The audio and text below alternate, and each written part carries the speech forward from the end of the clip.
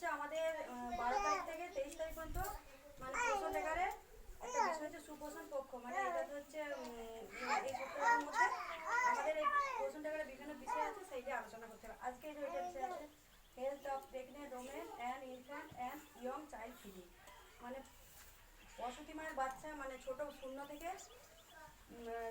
24 মাস মানে 2 বছর পর্যন্ত বাচ্চাদের বেস্ট ফিডিংটা করানো হবে, সে তার উপরে মায়েদেরকে একটা মিটিং আলোচনার মতো একটা বিষয় আছে। গর্ভবতী যারা মা আছে তারা হচ্ছে বাচ্চা হওয়ার পর প্রথম যে 24 ঘন্টার ভিতরে যে প্রথম যে গাঢ় দুধটা বেরোয় বললে গাঢ় দুধটা, সেটাকে বলে কোলেস্ট্রল।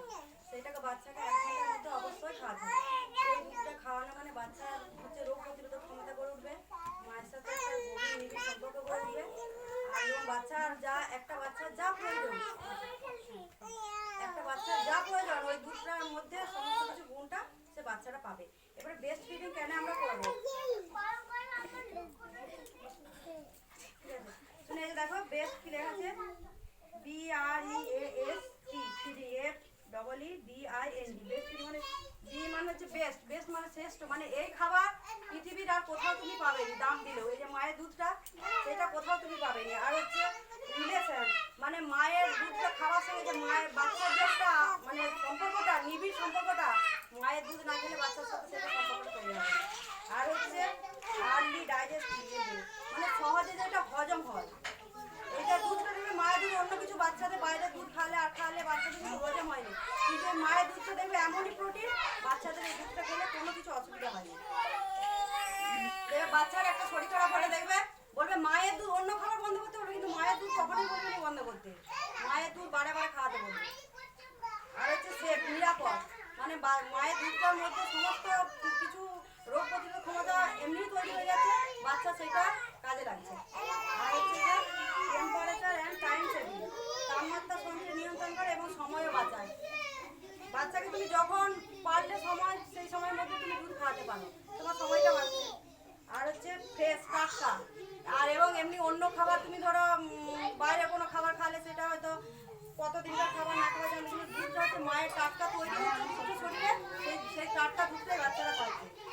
আর হচ্ছে ইজিলি অ্যাভেলেবেল মানে সহজেই যেটা পাওয়া যাবে, মায়ের দুধটা এমনই জিনিস কোথাও তোমাকে যেতে হবে না, বাচ্চা যখন চাহিদা হবে তখন সবসময় খেতে হবে মায়ের দুধটা। আর ইকোনমিক্স মানে সাশ্রয়ী, তার জন্য তোমার কোনো বাইরে থেকে টাকা পয়সা খরচা করে দুধটাকে কিনতে হচ্ছে না, খাবারটাকে মায়ের দুধ বিনা পয়সাতেই বাচ্চা পাচ্ছে।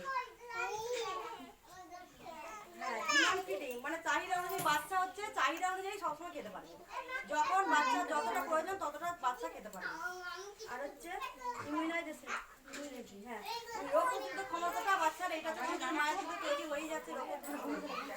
আর হচ্ছে নিউট্রিশন অ্যান্ড হচ্ছে নো ইনফেকশন মানে মায়ের দুধটাকে পুষ্টিকর পাচ্ছে এবং রোগ প্রতিরোধক ক্ষমতাটা করে দিচ্ছে। আর মায়েরকে দুধ খাওয়াতে হবে সবসময়, একটা বাচ্চাকে রিল্যাক্স হবে মানে স্বাভাবিক অবস্থা হয়, মা পা ঝুলিয়ে দিল, একটা পা ইয়ে করে দিল, হাত বাইরে ছেড়ে দিল, মা সুস্থ স্বাভাবিকভাবে রিল্যাক্স করে বাচ্চাকে খাওয়াতে হবে এবং ডান বাঁ হাতে বাচ্চার মাথা থাকবে, আর বাচ্চার দুধের গোটা যেন মায়ের গোটা দিয়ে যেমন হা করে পুরোটা থাকে, আর দুধ দিতে যেন মায়ের ব্রেস্টে যেমন ঠিক, আর বাচ্চার দিকে এমনভাবে মন ফ্রি রেখে বাচ্চাকে দুধ খাওয়াতে হবে।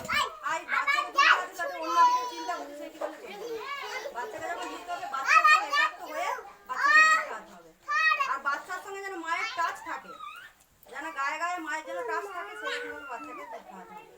আর বাচ্চাকে যখন মা দুধ খাওয়াবে তার আগে যেন 1 গ্লাস জল খেয়ে নেয়, জলটা খেয়ে নিলে না বাচ্চার দুধটা একটু বেশি বেরোবে মায়ের দুধটা।